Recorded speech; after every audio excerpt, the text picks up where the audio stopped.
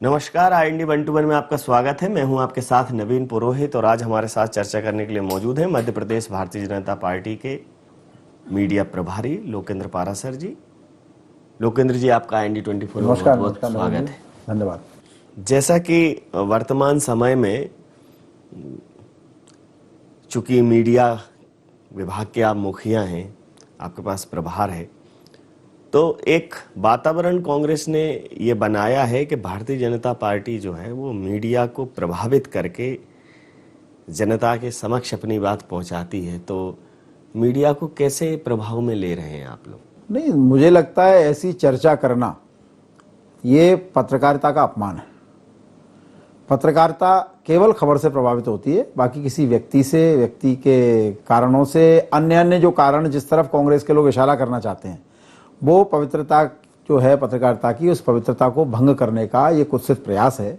इस प्रकार की चर्चा जो भी मित्र करते हैं, मुझे लगता है नहीं करना चाहिए। पत्रकार को तो केवल खबर चाहिए, पत्रकार की कोई अपेक्षा किसी से होती नहीं है और पत्रकार खबर से प्रभावित होता है। अगर उसको अच्छी खबर होगी तो जरूर प्रकाशित करेगा। समाज के विरोध में कोई काम हो रहा होगा तो उसका धर्म है, उसको प्रकाशित करना चाहिए। समाज के लिए कोई प्रेरणादायी विषय कहीं है तो उसका धर्म है, उसको प्रकाशित करना चाहिए, उसको टेलीकास्ट करना चाहिए। पत्रकारिता केवल खबर से प्रभावित होती है और ऐसी बातें करके पत्रकारिता की पवित्रता को कलंकित नहीं करना चाहिए। पत्रकारिता जैसे पवित्र पेशे से आप लंबे समय तक जुड़े रहें और उसके बाद किसी पार्टी के विचार से जुड़ना, किस बात ने प्रभावित किया आपको कि पत्रकारिता को छोड़कर आप एक पार्टी के मीडिया के अध्यक्ष का, उसके प्रभारी का दायित्व संभालने के लिए सहर्ष सज हो गए? देखो, मैं पत्रकार रहा या आज मीडिया प्रभारी हूं, मेरा यह मत है कि विचारता ज्यों का त्यों होता है। पत्रकारिता में कुछ लोग ऐसा कहते हैं कि पत्रकारिता निष्पक्ष होती है, न्यूट्रल होती है, उसका अपना कोई मत नहीं होता। तो पत्रकार निर्जीव व्यक्ति नहीं है। ऐसा तो केवल निर्जीव ही कर सकता है कि उसका कोई मत नहीं है, कोई पक्ष नहीं है। मेरा पक्ष है, भारत के उदय के लिए जो लोग काम करेंगे उसके पक्ष में मुझे काम करना है। मेरी माँ में और पड़ोस की महिला में अंतर मुझे समझ में आता है। तो भारतीय जनता पार्टी वही नेक काम कर रही है जो नेक काम जिन संस्थानों में मैंने काम किया वो संस्थान कर रहे थे। वे पत्रकारिता के माध्यम से कर रहे थे, ये राजनीति के माध्यम से कर रहे थे। सबका केंद्र एक ही है, लक्ष्य एक ही है, पहुंचना वही है। मार्ग अलग अलग है सबके, पहुंचना वही है। एक और आरोप है आपके ऊपर आजकल, क्या है, आपने अपनी पूरी मीडिया का फोकस जो है आदिवासियों का प्रिय बनने में लगाया हुआ है, केंद्रित किया हुआ। नहीं, देखो, मैं मीडिया विभाग पार्टी का ऐसा अंग है जो पार्टी चाहती है उसको समाज के बीच में ले जाना। तो पार्टी क्या चाहती है उसकी गहराई में जो लोग आरोप, मैं तो कह रहा हूं ये प्रशंसा है हमारी कि हम लोग, जो हमारे आराध्य ने कहा, दीनदयाल जी ने 60-65 साल पहले, कि अंत्योदय करना है, जिसके लिए संघर्ष किया बाबा साहब अम्बेडकर ने, अंत्योदय करना है। आम आदमी को सम्मान और संसाधन दोनों चाहिए। गरीब आदमी को, जो पिछड़ गया है, जो बिछड़ गया है। और वो अंत्योदय की अवधारणा पर काम इसलिए नहीं हुआ कि एक तो कांग्रेस के लोग बाबा साहब अम्बेडकर से चिढ़ते थे, उनकी ख्याति से। अम्बेडकर जी का जहां जहां अपमान कर सकते थे कांग्रेस ने किया। दूसरा, अंत्योदय की सपना देखा दीनदयाल जी ने, तो दीनदयाल जी का सपना साकार होता तो फिर इनको कौन पूछता, जो लोग लगातार सत्ता में रहे, कांग्रेस के लोग। क्योंकि इनके लिए तो केवल नेहरू महान, बाकी तो कोई महान हुए ही नहीं इस दुनिया में।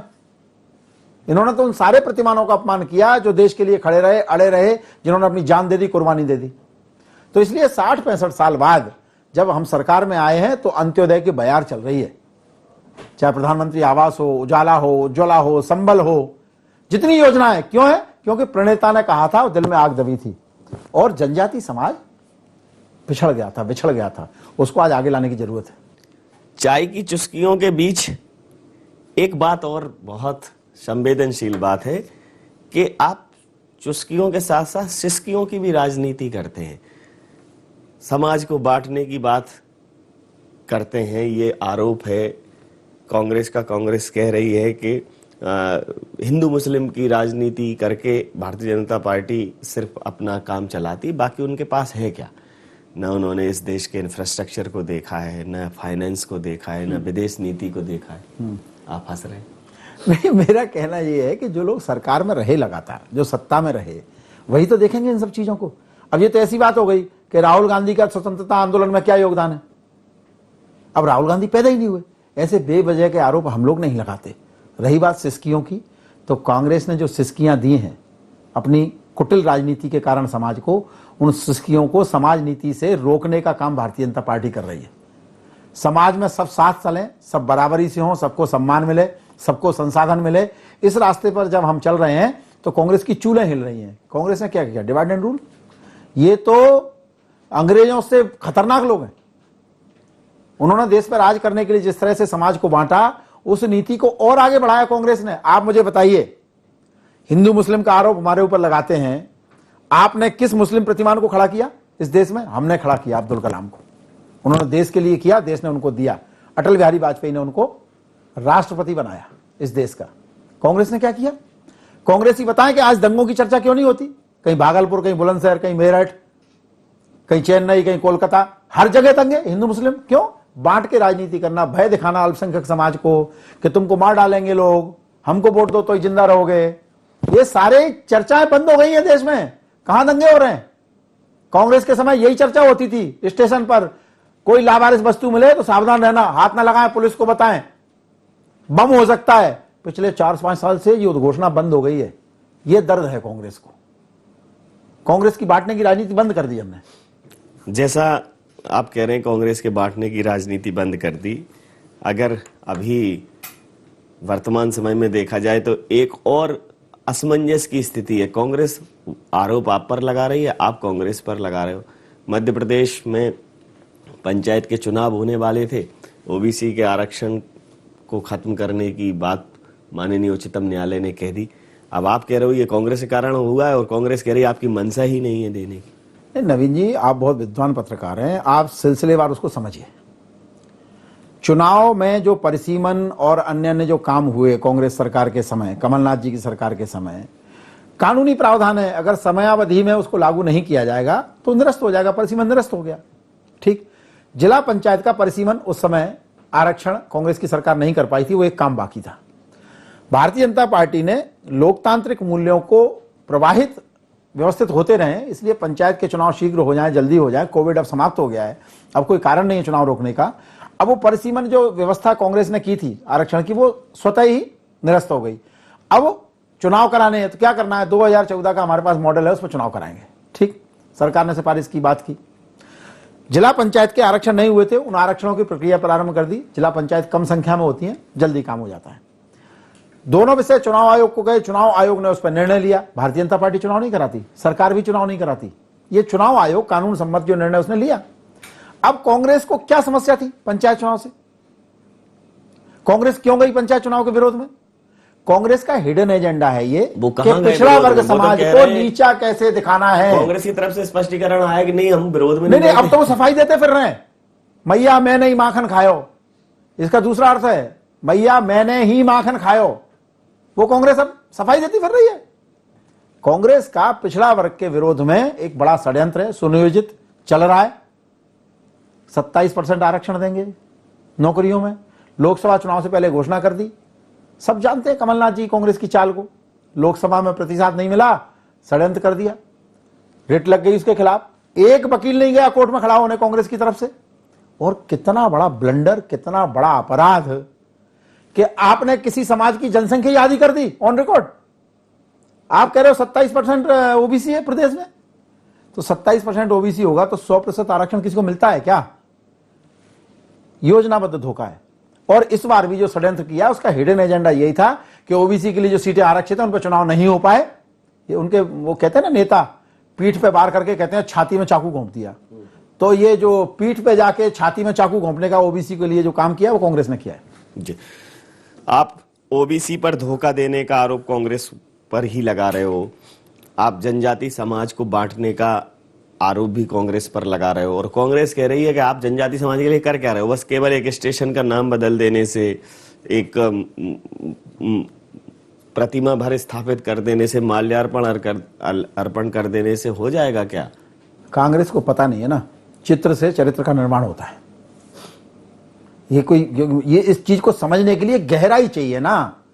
जो लगातार षड्यंत्र करते रहे समाज को बांटने का, वो नहीं समझ सकते। हम कांग्रेस से पूछें 65 साल में आपने जनजाति समाज के व्यक्ति को मकान क्यों नहीं दिया साहब बना के? 65 साल में उस धुएं को बंद क्यों नहीं किया उस गरीब की रसोई में जाके आपने? किसने रोका था आपको? 65 साल में आपने इंटरनेट की सुविधा वहां तक क्यों नहीं दी? 65 साल में आपने संबल जैसी कोई योजना, आयुष्मान जैसी कोई योजना आप लेकर क्यों नहीं आए? अगर आप ले आते तो हम अभी उससे आगे की यात्रा शुरू कर रहे होते। ये आपके ही तो पाप हैं जो गरीब आज भुगत रहा है। 60-65 साल बाद आप हमसे पूछते हो क्या किया? हम तो लिस्ट गिना देंगे, कितने करोड़ मकान बनाए, कितने लाख गरीबों को मकान हमने मध्य प्रदेश में दिए, कितने उजाला उजाला में दिए। कांग्रेस के पास कुछ नहीं गिनाने को। कांग्रेस भयभीत करके समाज को दरिद्र बनाकर, अभावग्रस्त बनाकर उसका इमोशनल ब्लैकमेलिंग करती रही चुनाव में।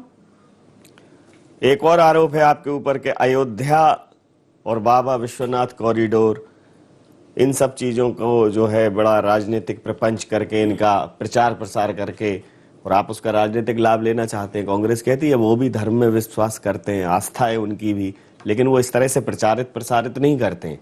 आप तो पूरा एक ड्रामा रच देते। देखो, कांग्रेस के लिए तो धर्म है पूजा पद्धति, ठीक है। हमारे लिए धर्म पूजा पद्धति नहीं है। हमारे लिए धर्म है जो धारण किया जा सके। धारण किया जा सकता है केवल सत्य, और सत्य ही धर्म है। और सत्य ये है कि राम तो रोम रोम में इस देश की। सत्य ये है कि बाबर आक्रमणकारी था, उसने उस ढांचे को बनाया जिसे कुछ लोग बाबरी मस्जिद कहते हैं। वो किन परिस्थितियों में गया, क्या गिरा, कैसे गिरा, वो कानून अपना काम कर रहा है उसमें। लेकिन राम अगर भारत में स्थापित नहीं होंगे, रामलला की मूर्ति अगर यहां स्थापित नहीं होगी, उनका मंदिर नहीं बनेगा, तो क्या रोम में जाके बनेगा क्या? हमें इस बात पर गर्व है। राम का चरित्र है, मर्यादाओं की स्थापना करता है वो समाज के भीतर। उस चरित्र की स्थापना चित्र से ही की जा सकती है। काशी विश्वनाथ में क्या हुआ है? एक व्यक्ति ने आवाज नहीं उठाई। काशी विश्वनाथ धाम के विस्तार के लिए जो माननीय प्रधानमंत्री जी ने प्रयास किए, हम तो उनकी स्तुति करते हैं साहब। कोई करके दिखाए ना। अगर उससे तकलीफ है तो अखिलेश यादव क्यों कह रहे हैं तो मेरी योजना थी? अब अखिलेश यादव तो ऐसी बात करते हैं कि ग्राम बेल ने वो बनाया टेलीफोन, तो जब वो थोड़ी देर चालू नहीं कर पाए तो बाद में देखा कि 3 जो है मिस कॉल अखिलेश यादव के पड़े थे उसमें। तो ऐसी स्थिति हो रही है इन लोगों की। तो अगर इतनी खराब चीज है तो क्यों कह रहे हो काशी विश्वनाथ आप क्यों बना रहे हो? वो तो मेरी योजना थी साहब। कुल मिला के प्रतिमानों से इनको संकट है। प्रतिमान स्थापित होंगे तो देश में समरसता आएगी, एकता आएगी, अखंडता आएगी। यही तो इनकी तकलीफ के कारण है। चारों धाम बनेंगे तो लोग समझेंगे कि सांस्कृतिक आदान प्रदान हमें करना है। ये चाहते नहीं। ये तो कभी सोवियत संघ से सीखते हैं, कभी इटली से सीखते हैं, कभी अमेरिका से सीखते हैं। इनको भारत में कोई मिलता ही नहीं। अभी कुछ दिनों पहले राहुल जी ने वायनाड में कहा था कि साउथ इंडियन जो है वो समझदार होते हैं। कल अमेठी में कहा कि नॉर्थ इंडियन समझदार होते हैं। आप उनके इस बात को लेकर बड़ा मजाक बना रहे हो। वो साउथ इंडियन, नॉर्थ इंडियन, मतलब अंततः वो लोग समझदार होते हैं ये कहना चाहते हैं। तो क्या आपत्ति? देखो, हर भारतीय समझदार है। संकट ये हो गया है कि उत्तर से दक्षिण में भले ही चले गए राहुल गांधी, पर वे खुद समझदार नहीं हो पा रहे। जो राहुल गांधी पीठ पे बार करते हुए कहता हो कि छाती में छुरा घोंप दिया, उस राहुल गांधी की सामान्य समझ क्या है? आप सोचिए ना। राहुल गांधी की समझ को लेकर तो लोग ये भी कहते हैं कि पार्टी चुनाव हार गई तो उन्होंने अपनी मम्मी से पूछा कि माँ ने पूछा उनसे कि बेटा पार्टी का क्या करना है, तो वो कहते हैं संडे को कर लेंगे। तो ऐसी स्थिति है उनकी। तो कोई क्या करे? वो उत्तर और दक्षिण बांटने में लग गए। अब हिंदू मुसलमान नहीं बांट पा रहे। तो उत्तर में भी समझदार है व्यक्ति, दक्षिण में भी समझदार है, पूरब में भी समझदार है, पश्चिम में भी समझदार है। हर भारतीय भारत के लिए सोचता है, राहुल गांधी को छोड़ के। आप बिल्कुल कांग्रेस को राष्ट्र विरोधी निरूपित करने पर तुले हुए हैं, पूरी भारतीय जनता पार्टी। और एक गंभीर आरोप है कि आप नेहरू जी के योगदान को, इन सब के योगदान को आप दरकिनार करना चाहते हैं और खोज खोज कर लोग ला रहे हैं, इतिहास के पन्ने पलटकर कुरेद रहे हैं, नए नए नाम स्थापित कर रहे हैं। तो क्या ये प्रतिमानों को बदलने की कवायद है? बिल्कुल नहीं। प्रतिमानों को स्थापित करने की कवायद है। सरदार वल्लभ भाई पटेल ने जो योगदान दिया वो भारत के लिए दिया था, कांग्रेस के लिए नहीं दिया था। गांधी जी ने जो योगदान किया वो भारत के लिए किया, कांग्रेस के लिए नहीं किया। जिन्होंने भी भारत के लिए योगदान किया है, हम तो कह रहे हैं कि पैर धो के पीना चाहिए कांग्रेस के लोगों को, प्रधानमंत्री जी के, जिन्होंने गांधी जी के स्वच्छता अभियान को स्थापित कर दिया। गांधी जी ने सपना देखा भारत स्वच्छ चाहिए मुझे, आप 60 साल तक नहीं कर पाए। क्यों? क्योंकि आपको असली गांधी से कोई वास्ता नहीं है। असली गांधी ने कहा अहिंसा चाहिए, आप हिंसा फैलाते रहे, पूरे देश में दंगे कराते रहे। ये असली गांधी अब एक नई चीज। हाँ, असली हाँ, मतलब असली क्या है? हाँ तो बताए ना कि राहुल गांधी गांधी कैसे हैं, सोनिया गांधी गांधी कैसे हैं? नहीं, गांधी है उनको नहीं, अरे दादा ठीक है ना, जो मीठा मीठा गप और कड़वा कड़वा तू। आप जवाहरलाल नेहरू की जयंती मनाएंगे, इंदिरा जी की मनाएंगे, तो अपने दादाजी की क्यों नहीं मनाते राहुल गांधी? शर्म किस बात की है? छुपाते क्यों है भाई? क्यों नहीं मनाते फिरोज की जयंती? उनके दादा थे ना, दादाजी की कब्र पे कभी गए क्या फूल चढ़ाने? क्यों नहीं जाते भाई? ये सेपरेशन ठीक नहीं है। वे खुद ही नहीं मानते अपने आप को, वो खुद ही असमंजस में कि हम कौन है। हम ऐसे कोई डिवाइड करने की राजनीति नहीं करते, लेकिन स्पष्ट करिए ना। कभी आप कहते हो मैं दत्तात्रेय हूं, कभी कहते हो मैं ये हूं, कभी मैं वो हूं। आप खुद ही क्यों इस बात की चर्चा करते हैं? हमें कोई तकलीफ नहीं है उनसे, लेकिन उनको सबका सम्मान करना चाहिए। अपनी दादाजी का भी करो, उसमें आपत्ति क्या है? नहीं, आप ये बहुत डीपली चले जाते हैं। आप प्रियंका जी को भी कह रहे हैं कि वो गांधी क्यों लिख रही हैं, उन्हें बॉर्डर लिखना चाहिए। नहीं, हमारे यहाँ तो परंपरा है, ससुराल में बेटी चली जाती है, उसका समय बदल जाता है। और उनको लगता है कि गांधी जी, गांधी नाम को लेकर एक आस्था है लोगों के मन में, तो उसका आस्था को भुनाओ। ठीक है, भुनाए वो। सच तो ये है कि बांट रहा है। अब वो नहीं स्वीकार करें, उनका मन है। नहीं, तो आपको लगता है कि इन सब चीजों से जनता के मूलभूत जो मुद्दे हैं उन पर फर्क पड़ेगा? जनता ये सोचेगी भाई गांधी हो या खान हो, उससे क्या फर्क पड़ता है? काम क्या कर रहे हैं देश के लिए, ये मुद्दा है ना। अरे काम 2014 के बाद साहब देश की तस्वीर बदल गई। जिस देश को मैं नहीं कहना चाहता किस रूप में दुनिया में देखा जाता था, ये वही देश है जिसके एक बड़े नेता के लिए इस देश की सरकार ने, इस देश के बड़े लोगों ने षड्यंत्र किया, उसको बदनाम किया कि समाज में आग लगा देगा, जला देगा। तो एक देश ने कह दिया कि मैं वीजा नहीं दूंगा। ये वो परिवर्तन है कि वही नेता जब प्रधानमंत्री बनता है तो वही देश दुनिया का सबसे बड़ा दादा कारपेट बिछाता है, रेड कारपेट, और कहता है प्रभु पधारो। ये परिवर्तन आया है। ये परिवर्तन आया है कि ये देश का प्रधानमंत्री जब बाहर जाता है वो कहता है कि योग ही दुनिया को जोड़ सकता है। मन, बुद्धि, वचन, कर्म सबसे जोड़ सकता है, आत्मा से।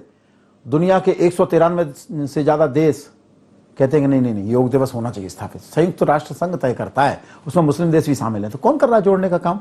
ये काम नहीं है क्या?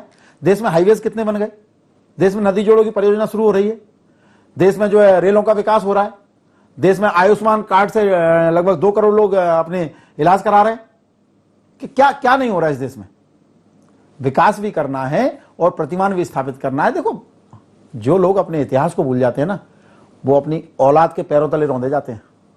इसलिए इतिहास में जो प्रतिमान हुए वो कांग्रेस के नेता निश्चित तौर पर रहे ही हैं, क्योंकि कांग्रेस ही एकमात्र राजनीतिक दल था। अब कई बार कांग्रेस के लोग पूछते हैं साहब भारतीय जनता पार्टी का क्या योगदान है स्वतंत्रता संग्राम में? अरे भैया, बच्चा पैदा नहीं हुआ तो कहां से खेलने लगेगा? इस प्रकार की मूर्खतापूर्ण बातें करने से बचना चाहिए कांग्रेस के मित्रों को। अभी दुर्गा पूजा की, कोलकाता की दुर्गा पूजा को यूनेस्को ने अपने उसमें शामिल किया है कैलेंडर में, सांस्कृतिक विरासत के तौर पर। तो क्या आप ये जैसे जो आप कहते हो कि भारत के वैभव को, भारत की संस्कृति को विश्व पटल पर स्थापित करना है, तो इस दिशा में क्या ये अब शुरुआत हो चुकी है, ऐसा मानते? नहीं, भारत का वैभव तो इसलिए स्थापित होगा कि केवल भारत ही है जो कहता है सर्वे भवन्तु सुखिनः, सभी सुखी रहे, सभी निरोगी रहे, सभी आनंद करें। हम तो हमेशा कहते हैं कि विश्व का कल्याण हो, प्राणियों में सद्भावना हो। ये कोई और देश कहता है क्या? इसलिए भारत की संस्कृति यानी समग्र मानवता की संस्कृति है, समग्र मानवता के कल्याण की संस्कृति है। दुर्गा ने जो किया वो मानवता को बचाने के लिए किया, राम ने जो किया वो पीड़ित मानवता के लिए राजपाट छोड़ के उनके उत्थान के लिए किया, कृष्ण ने जो किया वो सबको सम्मान देने के लिए किया। ये ऐसे उदाहरण, ऐसे प्रतिमान कहीं और मिलते नहीं है। तो इसलिए तो हम कहते हैं कि भारत विश्वगुरु था, और ईश्वर से हमारी प्रार्थना है कि फिर से बने। हिंदू और हिंदुत्व में एक मूलभूत अंतर डिफाइन किया राहुल जी ने, एक डेफिनेशन दी उन्होंने कहा कि हिंदू सत्याग्रही और हिंदुत्व सत्याग्रही। इस प्रकार के उन्होंने 3-4 वो किए कमेंट। देखो, एक बड़ा दुख की बात है कि इतनी बड़ी पार्टी के इतने बड़े शीर्ष पर बैठे हुए व्यक्ति की समझ बहुत छोटी है। उन्होंने कहीं विवेकानंद को पढ़ा होता तो वे जरूर इस प्रकार की बातें नहीं करते। विवेकानंद ने माँ के सामने, देवी के सामने, दुर्गा के सामने मंदिर में जाके क्या कहा? माँ मुझे मनुष्य बना दे। अब राहुल गांधी नहीं समझ सकते इस बात को। राहुल गांधी को तो हंसी आ सकती है इस पे कि यार विवेकानंद के तो अच्छा सुंदर दिखते थे, हाथ थे, पैर थे, नाक थी, आंखें थी, कान थे, मुंह था खाने के लिए, बड़े सुंदर बाल थे उनके, सौष्ठव अच्छा था शरीर का उनका, फिर मनुष्य क्यों बनना? ये राहुल गांधी नहीं समझ सकते। हिंदू और हिंदुत्व कैसे अलग हो सकता है? हिंदुत्व जब तत्व ही चला गया किसी का, जब सनातन परंपराएं उस शरीर से बाहर निकल गई, आत्मा ही चली गई, तो इस शरीर का क्या करेंगे? तो वैसा ही है, जैसे मनुष्य को मनुष्यत्व अगर नहीं है उसके अंदर, तो मनुष्य कैसे? फिर तो शरीर है। तो हिंदू के भीतर से अगर हिंदुत्व चला गया तो करेंगे क्या? तो राहुल गांधी इस चीज को नहीं समझ सकते। राहुल गांधी बहुत नादान है इस विषय को लेकर। नहीं, लेकिन आपको क्या लगता है कि कांग्रेस इस विषय को लेकर गंभीर कौन है? उनकी बात का समर्थन किया दिग्विजय सिंह जी ने, कमलनाथ जी ने। दिग्विजय सिंह गंभीर व्यक्ति मानते हैं क्या आप? दिग्विजय सिंह की कोई प्रासंगिकता आज नहीं है समाज के भीतर। दिग्विजय सिंह को केवल मीडिया में जिंदा रहना है। कांग्रेस में जिंदा वो बचे नहीं, समाज में जिंदा बचे नहीं, कोई भी उनको कहीं पूछ नहीं रहा है। और दिग्विजय सिंह जी के जो कारनामे हैं उनके बारे में चर्चा करना अपने को छोटा करना है। क्यों करना? दिग्विजय सिंह जी का सामाजिक राजनीतिक कोई अस्तित्व नहीं है। कांग्रेस में उनके न्यूसेंस के कारण लोग उनको साधते रहे, मीडिया में वो चलते रहे, तो ईश्वर उनको लंबी उम्र दे, वैसे काम करते रहे, कांग्रेस को सही ठिकाने पे ले जा रहे हैं। एक और बड़ा सवाल है, सवाल भारतीय जनता पार्टी की प्रतिष्ठा का भी है, सवाल भारतीय जनता पार्टी के मानस का भी है, सवाल भारतीय जनता पार्टी के चित्र और चरित्र का भी है। जिस प्रकार से आप पूरे देश में एक नई क्रांति कर रहे हैं, भारतीय जनता पार्टी अब इसको अपनी क्रांति कह सकती है कि नाम बदलने की जो कवायदें हो रही हैं, कि प्रयागराज नाम कर दिया इलाहाबाद का, तमाम ऐसे चीजें आप बदल रहे हैं, तो उस बदलाव से आखिर हासिल क्या होने वाला है? नहीं, हम बदल नहीं रहे, पुनर्स्थापित कर रहे हैं। इलाहाबाद नाम था क्या प्रयागराज का? कभी किसने किया? जिन्होंने आक्रमण किया, जिनको जो आप कह रहे हो ना चित्र से चरित्र बनते हैं, जिन लोगों ने इलाहाबाद कर दिया, तो इलाहाबाद की मानसिकता से ही सोचेंगे लोगों को। मैं उसकी व्याख्या में नहीं जाऊंगा। प्रयागराज को इलाहाबाद कर देना वो बदलना था, या प्रयागराज को फिर से स्थापित कर देना बदलना है? मुंबई क्यों किया बंबई को? कलकत्ता को कोलकाता क्यों किया? इस पर सवाल कांग्रेस ने कभी खड़े नहीं किए। हम तो करेंगे, आगे भी करेंगे। कौन होता है हबीब? कौन है हबीब जिसके नाम पे हबीबगंज था? कमलापति कौन है ये हम बता सकते हैं ना, अपनी पीढ़ियों को बता सकते हैं। आगे वो सीखेगी उससे कि कमलापति का संघर्ष क्या था, प्रयागराज का महत्व क्या है, गंगा का महत्व क्या है। ये प्रतिमानों की स्थापना नहीं होगी, चित्र की स्थापना नहीं है, तो चरित्र गढ़ेंगे कैसे? आप पर व्यक्तिगत आरोप है मेरा, तो ये आपको तो क्या है, आदत हो गई है स्विच ऑफ होने की। सुबह से 3-4 ट्वीट ऐसे होते हैं आपके, बेनामी ट्वीट करते हो। बेनामी संपत्ति तो सुनी थी, लेकिन ये बेनामी ट्वीट होते हैं कि वो कहते हैं, ये कहते हैं, ऐसे खतरनाक ट्वीट। ये क्या है मतलब? अपने एक कहावत है, चोर की दाढ़ी में तिनका।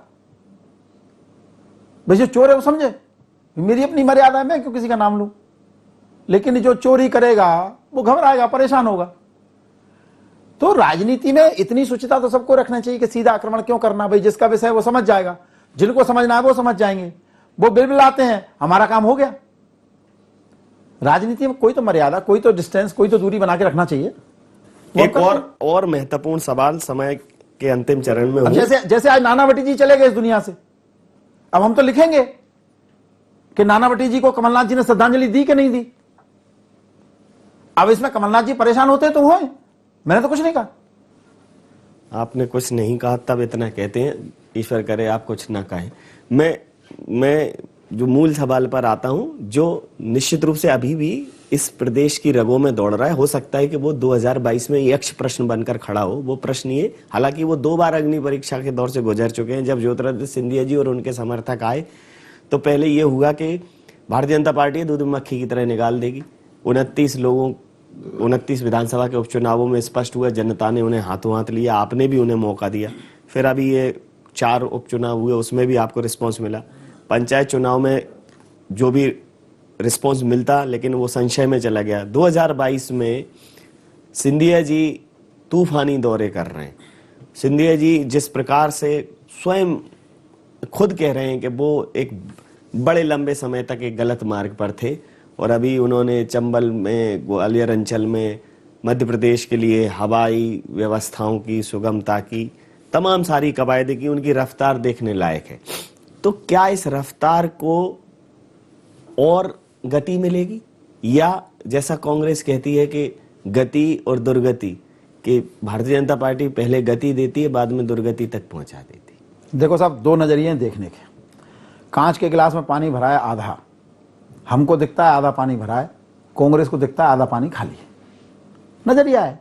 कांग्रेस सामने वाले की लाइन को घिसती रहती है रिजर्व से दिन भर, हम उस लाइन को अपनी लाइन को बड़ी करते रहते हैं। 1980 में भारतीय जनता पार्टी बनी, तमाम ऐसे मित्र जो जनता पार्टी में साथी थे, उससे पहले जनसंघ के सदस्य नहीं थे, लेकिन जनता पार्टी की सरकार में रहते रहते उनको ये लगा कि ये जो जनसंघ से लोग आए हैं ये भारत के लिए काम करना चाहते हैं, राष्ट्रवाद की स्थापना करना चाहते हैं। तो ऐसे तमाम समाजवादी मित्र और अन्य अन्य दलों के लोग भारतीय जनता पार्टी के सम्मानित सदस्य बने, नेता बने। उनको आप ढूंढ नहीं सकते इस दुनिया में आज। वे भारतीय जनता पार्टी के आधार स्तंभ, मजबूत स्तंभों में से वो आज हैं, काम कर रहे हैं। सिंधिया जी और भारतीय जनता पार्टी ये अलग देखने का नजरिया हमारा नहीं है। यही तो देख रही थी कि ये कमलनाथ की कांग्रेस, ये सिंधिया जी कांग्रेस, ये दिग्विजय सिंह कांग्रेस, उसी में तो सनम ले डूबे। भारतीय जनता पार्टी ऐसा मानती है कि सिंधिया जी के आने से हमारी ताकत और बढ़ी है। सिंधिया जी की शुचिता की राजनीति है, पारदर्शी व्यक्तित्व है, और उनके पूरे खानदान पे, राजमाता जी से लेकर अभी तक, 1 रुपए का आरोप नहीं है। उनकी दादी ने इस संगठन को खड़ा करने के लिए, समवैचारिक संगठनों को खड़ा करने के लिए अपने महल, अपने गहने तक दान किए इस संगठन को। कौन भुला सकता है इस योगदान को? और सिंधिया जी अगर हवाई यात्राएं बढ़ा रहे हैं तो हमारी उड़ान और तेज होने वाली है। भारतीय जनता पार्टी के सम्मानित नेता हैं, उनके कारण से एक नया परिवर्तन आज हमें देखने को मिल रहा है, और इसके सुखद परिणाम आपको 22 में भी आएंगे, 23 में भी आएंगे, और आगे जो चुनाव होंगे सब में आएंगे। बद से बदतर दिन बीतेगा अब सारे का सारा, कांग्रेस का सूरज निकला अंधा और आवारा। शोक गीत में बदल रही है धीरे धीरे लोरी, बीजेपी का फंदा देखो बीजेपी की डोरी। लगता है परवेश समूचा खुद को हार गया है, लगता है गर्वस्त स्वप्न को लकवा मार गया है। पीछा जाने कब छोड़ेगा ये दुर्भाग्य हमारा। कांग्रेस को सोचना पड़ेगा कि भारतीय जनता पार्टी पर वो जो वार कर रहे हैं उसका जो पलटवार होता है वो कहीं ना कहीं उन्हें कटघरे में खड़ा कर देता है। अभी तमाम सारे प्रश्नों के साथ जनता में जितने शब्द बाण छोड़े हैं लोकेन जी ने, वो कांग्रेस कैसे उनके उत्तर देगी, निश्चित रूप से वो उत्तर ही इसको प्रतिपादित करेंगे कि कांग्रेस का सूरज किस दिशा में उगेगा और कहां डूबेगा। IND 121 में आपने अपनी चिर परिचित शैली में जितनी क्या बोलना चाहिए शब्दों की अंधाधुंध फायरिंग करी। मैं उसके लिए अब जनता ही उसका निष्पक्ष आकलन करेगी कि वो कितने निशाने पर थे और कितने निशाने से बाहर। आपका बहुत धन्यवाद। बहुत धन्यवाद।